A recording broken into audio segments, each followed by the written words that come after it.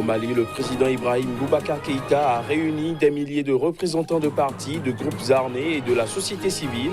Objectif, tenter de trouver des solutions politiques à la crise que traverse le pays. Au Soudan, l'ancien président Omar El-Béchir a été condamné à 2 ans de détention dans un centre correctionnel pour corruption. La sentence a été prononcée par un tribunal de Khartoum.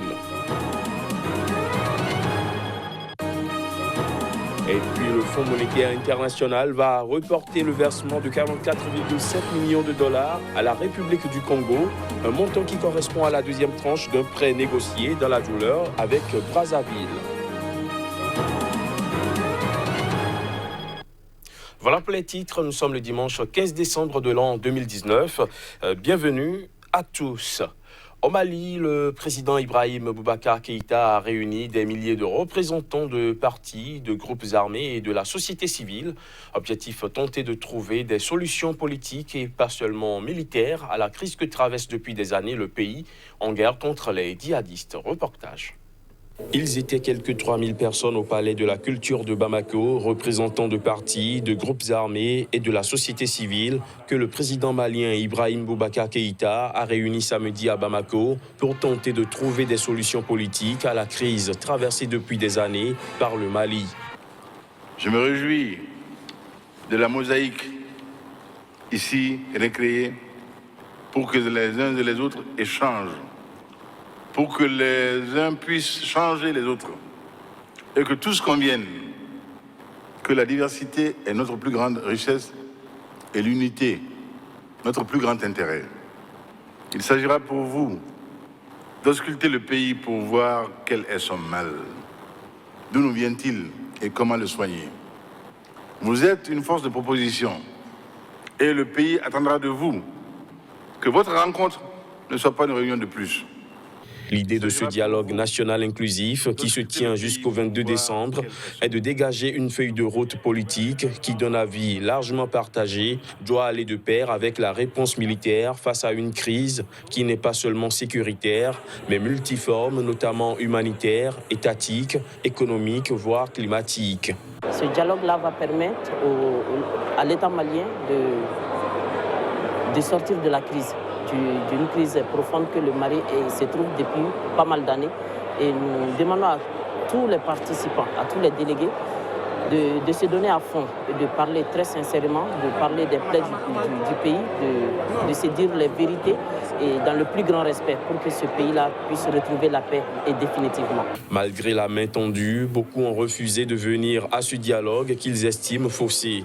Le chef de file de l'opposition, Soumaïla Cissé, a refusé l'invitation au dialogue, estimant que ce dialogue était de la pure communication politique et une mise en scène. La plateforme Anko Mali Drone, qui comprend de nombreux partis, associations et mouvements de la société civile, a également décliné l'offre, pointant du doigt un manque d'inclusivité dans les travaux préparatoires. En revanche, les principaux groupes armés Touareg qui ont signé l'accord de paix d'Alger en 2015 étaient présents. La coordination des mouvements de l'Azawad, principal mouvement de groupes armés signataires, a indiqué avoir obtenu du gouvernement des assurances. Restons au Mali où les populations sont très remontées contre la France. Elles sont descendues très nombreuses dans les rues du pays pour exprimer leur colère face à l'échec perçu de l'engagement des troupes françaises. Voici les images. La colère gronde dans les rues de Bamako. En ligne de mire des manifestants sortis massivement, la force française antiterroriste Barkhane dont ils réclament le départ du pays. Le peuple qui s'est mobilisé est là pour manifester sa colère, son mécontentement. C'est pour ça que nous sommes tous réunis ici aujourd'hui. Pour les manifestants, les mots qui minent le Mali ont un et un seul nom, la France. Tous nos problèmes sont liés à la France. Elle est là depuis bientôt 7 ans et tous les jours, nos problèmes augmentent un peu plus. Macron, les Maliens ont ouvert les yeux. Les Burkinabés ont ouvert les yeux. Ils ne veulent plus de ta politique. Les Nigériens, les Tchadiens. En plus de la France, les manifestants pointent du doigt la mission de l'ONU dont l'engagement est perçu ici comme un échec cuisant. Désormais, ils voudraient voir leur pays, le Mali, s'ouvrir à une coopération avec la Russie. En Algérie, le nouveau président élu Abdelmadjid Tebboune veut un dialogue avec le mouvement de contestation qui secoue le pays depuis près de 10 mois. Un mouvement qui s'est farouchement opposé à l'élection présidentielle de jeudi dernier, qui s'est soldée par sa victoire. Reportage. Face à la presse, le nouveau président élu rassure ses compatriotes. Abdelmadjid Tebboune promet de rompre avec le passé. Il faut que nos frères et sœurs dans le mouvement populaire comprennent qu'il n'y aura pas de continuité du 5e mandat.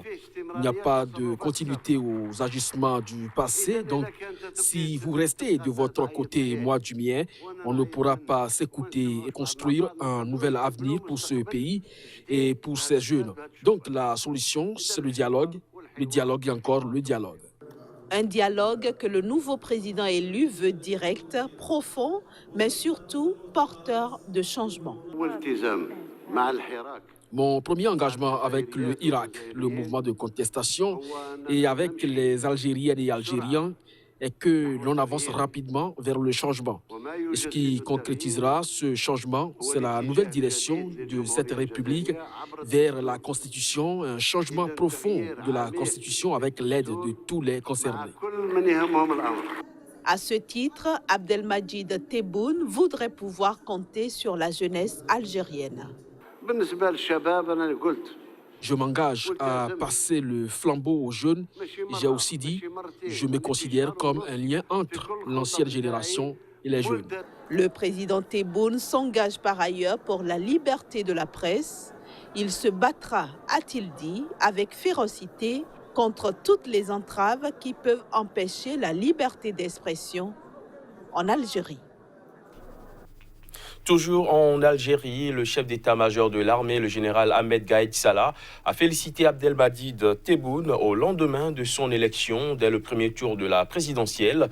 Dans son message de félicitations publié sur le site internet du ministère de la Défense, il a annoncé que l'armée appuiera le président élu et estimé que Abdelmadjid Tebboune était expérimenté et apte à mener l'Algérie vers un avenir meilleur. Le général Gaïd Salah, homme fort de l'Algérie depuis la démission d'Abdelaziz Bouteflika en avril, sous la pression d'un mouvement de contestation qui a ensuite réclamé le démantèlement du système. Au Soudan, l'ancien président soudanais Omar El-Béchir a été condamné à 2 ans de détention dans un centre correctionnel pour corruption. La sentence a été prononcée samedi par un tribunal de Khartoum, quelques mois après sa destitution par l'armée sous la pression de la rue. Voici les images. Omar El-Béchir a été condamné par un tribunal de Khartoum ce samedi à 2 ans de détention dans un centre correctionnel pour corruption, quelques mois après avoir été destitué par l'armée sous la pression de la rue. L'ancien président soudanais était jugé par un tribunal spécial depuis le mois d'août dernier pour fonds perçus de l'Arabie saoudite. À l'issue de l'audience de samedi qui a duré plus d'1 heure et demie, le juge a déclaré l'ex-président coupable de corruption et possession de devises étrangères. Le juge a également prononcé la confiscation des fonds retrouvés au domicile de l'ex-président après son arrestation en avril, soit 6,9 millions d'euros, 351 770 $ et 5,7 millions de livres soudanaises. Omar El-Béchir sera placé dans un centre correctionnel pour personnes âgées, car selon la loi soudanaise, toute personne âgée de plus de 70 ans ne peut être détenue en prison. Avant de quitter le tribunal, les avocats de la défense qui ont dénoncé un procès politique ont annoncé que l'ex-président fera appel de ce verdict devant la cour d'appel et devant la haute cour. À l'extérieur du tribunal, plusieurs dizaines de partisans de l'ex-président ont également manifesté leur mécontentement. Arrivé au pouvoir en 1989 par un coup d'État, Omar El-Béchir est détenu depuis avril dernier à la prison de Kober, à Khartoum. En République démocratique du Congo, le président Félix Tshisekedi a défendu en début de week-end le projet de budget de l'année 2020, jugé irréaliste par le Fonds monétaire international. Le chef de l'État a détaillé ses premières mesures concrètes contre la corruption dans une ambiance plutôt survoltée au Parlement. Voici les images. Comment les gens peuvent-ils s'étonner que le gouvernement propose un budget de 10 milliards de dollars avec 80 millions de Congolais, a déclaré le chef de l'État dans son premier discours sur l'état de la nation devant le Parlement. Un message entrecoupé d'acclamations, preuve que le Parlement approuve la vision du chef de l'État. Ce projet de budget, actuellement en discussion, représente une forte hausse par rapport à celui de l'année qui s'achève, qui était de 5,5 milliards de dollars. C'est très rare qu'un pays soit capable d'augmenter ses revenus de 50 à 60% d'une année sur l'autre, a réagi le représentant du FMI à Kinshasa, Philippe Egumbe, cité par Bloomberg. Je suis au courant de la persistance des pratiques de corruption et de l'existence des réseaux de prédation et de fraude massive qui occasionnent des détournements et des manques à gagner au trésor public. Tous ces réseaux seront démantelés et je serai intraitable dans la lutte contre la corruption. En effet, la lutte anticorruption et contre le blanchiment d'argent est au cœur d'une nouvelle mission du FMI à Kinshasa jusqu'au 20 décembre. La RDC occupe à ce titre la 161e place dans le classement de Transparency International sur la corruption publié en janvier 2019. Le président Félix Tshisekedi n'a pas occulté la situation sécuritaire à Ituri et à Béni. Là-dessus, il a révélé aux parlementaires ses confidences avec le secrétaire général des Nations Unies.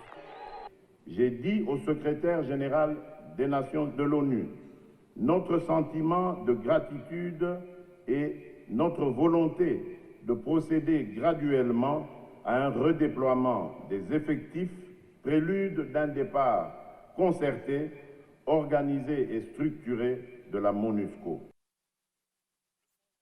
International va reporter le versement de 44,7 millions de dollars à la République du Congo, un montant qui correspond à la deuxième tranche d'un prêt négocié dans la douleur avec Brazzaville. L'institution demande à Brazzaville d'aller encore plus loin dans la lutte contre la corruption et le règlement de ses dettes. Reportage. Le Fonds monétaire international a indiqué ce vendredi qu'il reportait le versement de 44,7 millions de dollars à la République du Congo, correspondant à la deuxième tranche d'un prêt négocié dans la douleur avec Brazzaville. Le Fonds monétaire international demande à Brazzaville d'aller encore plus loin dans la lutte anticorruption et le règlement de ses dettes. Le déblocage des 44,7 millions de dollars est renvoyé au premier trimestre 2020. D'après la représentation du Fonds monétaire international au Congo, l'institution veut donner plus de temps aux autorités congolaises pour progresser dans leurs négociations sur la dette extérieure avec le secteur privé, un élément essentiel pour restaurer la soutenabilité de la dette. Entre 1 tiers et 50% de la dette extérieure congolaise est détenue par la Chine, ce qui avait compliqué les tractations. Une restructuration de la dette chinoise a été nécessaire avant que le FMI n'accepte de signer son accord de prêt. Le 11 juillet, après plus de 2 ans de négociations difficiles, le FMI a indiqué qu'il accordait un prêt sur 3 ans de 448,6 millions de dollars à Brazzaville, moyennant des réformes, notamment la transparence dans la gestion des ressources publiques, spécialement dans le secteur pétrolier. Le prêt du Fonds monétaire international est censé relancer l'économie du Congo, plombée par la chute des prix du pétrole depuis 2014. Fin de ce JT, merci de l'avoir suivi.